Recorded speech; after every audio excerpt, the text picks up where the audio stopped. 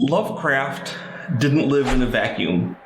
He wrote thousands of pages of letters to other authors, letters of encouragement, inspiration, ideas. It's no secret that dozens of other authors were influenced by him during his life, and of course thousands since then. But Lovecraft himself didn't really write that many tales. It's a matter of annoyance to me that he wrote 750,000 words of letters, or maybe more, and much less of that stories. I kind of wish he put all that energy into the stories. S.T. Yoshi disagrees with me. He likes the letters, but he is coming at it from a different approach from me, I think. You can put all of Lovecraft's fiction into just a few books. I mean, Arkham House used to offer a 4-volume set that had all of Lovecraft's work, plus his collaborations, plus one more volume probably covers all his poetry. That's not many volumes for everything for such an important seminal author. It would take a lot more volumes to show Stephen King's works, for instance. This picture I'm showing here isn't even all King stuff. On the other hand, King is influenced by Lovecraft. How do I know? King says so in Danse Macabre. But there comes a problem for those of us who love Lovecraft. Once you've read the few hundred pages that comprise all of his fiction, now what? Who also was worth reading? And that's what this video is about, to give you some other authors to look up. Now, I'm not going to mention a lot of modern authors here because you can find them on your own. I'm going to mention more obscure authors. Don't worry though, these guys I'm talking about are still available either in print or in Kindle ebooks. You can find them.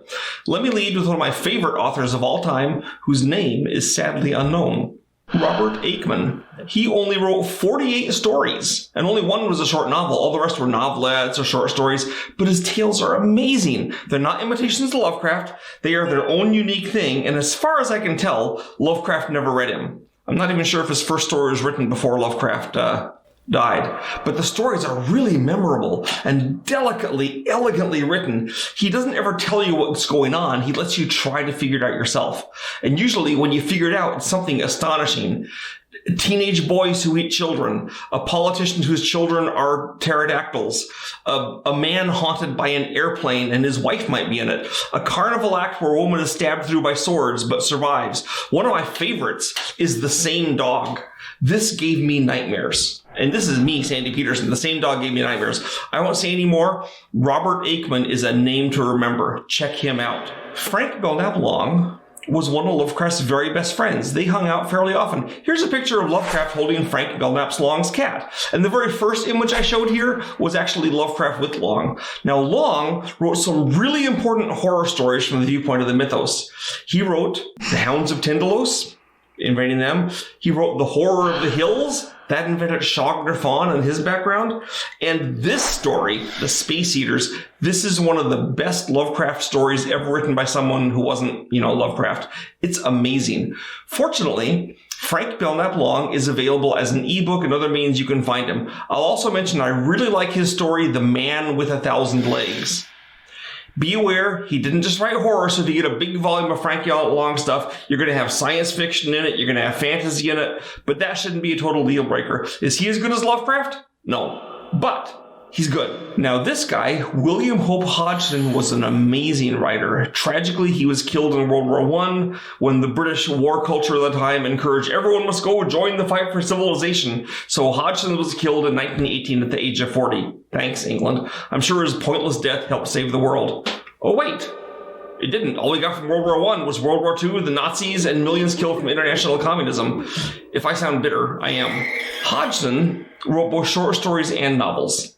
His novel, The Nightland, is an incredible glimpse into the far future. The sun has actually gone out. Humanity's almost extinct, and horrors from outside have invaded. I really like it. Now, it does have kind of a sappy love story going along at the same time, but I can handle that. It features The House on the Borderland as one of William Hope Hodgson's books, and this is Lovecraft's favorite horror book. What more do I have to say than that? If this book blew HPL's mind, you can imagine what it did to mine and what it might do to yours. House on the Borderlands, cosmic horrors, and bizarreness. Hodgson also created Carnacki the Ghost Finder. Now, Carnacki is actually one of the first examples of a horror investigator. Usually when you have detectives investigating weird things, you have something like Sherlock Holmes where everything weird turns out to be just some dude that's faking it or a mistake. Nothing is supernatural in Sherlock Holmes ever. Or you have people like Algernon Blackwood's occult detective, and everything he explores is supernatural. But Carnacki, sometimes there was supernatural elements and sometimes there's not. And a major part of the story is Carnacki trying to figure out which it is. And the non-supernatural ones can still be deadly. There's deaths in them and stuff. But sometimes in the story, he actually will make the wrong decision about which it is, and this gets him in trouble. So he almost gets killed or his soul eaten or whatever, if it's supernatural, So he has an interesting idea here. Two of his stories that really scared me were The Hog and The Whistling Room. The Whistling Room has become kind of legendary among my nephews and grandkids and nieces because when it's the go-to scary story that I tell when they really want to be scared. They learn about The Whistling Room. He has many other stories, Hodgson. I think I recommended the movie Matango, Fungus of Terror in an earlier video. This is based on a story by Hodgson. Hodgson had a great talent, so check him out. There's collections of him available. I have all of his stuff on like Dark Shadows Press or something. But he did also write sea stories, Tales of the Ocean. In fact, he has a horror one called Boats of the Glencarrig, where it starts with their boat, the Glencarrig has gone down, and they're in the Sargasso Sea where there's terrible monsters. He also wrote a story called The Ghost Pirates about things from outside haunting a ship. Anyway, William Hope Hodgson, he's great. I wish he had not died in 1918 and had gone on to give us 20 or 30 more years of great ghost story writings. Of course, I wish Lovecraft hadn't died at 47, so go figure. Anyway, we're going to move on to Lovecraft's favorite ghost story writer, who is Montague Rhodes James. James was a British cleric, professor, and antiquarian. He basically had what Lovecraft thought would be his dream job. Now, what M.R. James used to do in England, for some reason, Christmas is the ghost story time. Maybe because they didn't have Halloween, I don't know. So every Christmas, they tell ghost stories. The BBC still does a ghost story for Christmas. Now, M.R. James would write a ghost story each year, and then he would read it aloud to his friends. And after like 10, 15 years of this, the friends said, dude, well, they didn't say dude probably because they're stuffy British clerics, but they said, you got to put these into a book. So he did. And the cool thing about M.R. James's story is not only are they fun, not too long because they're meant to be read aloud, but they're meant to be read aloud. So they're, not every story is easy to read aloud or makes sense read aloud.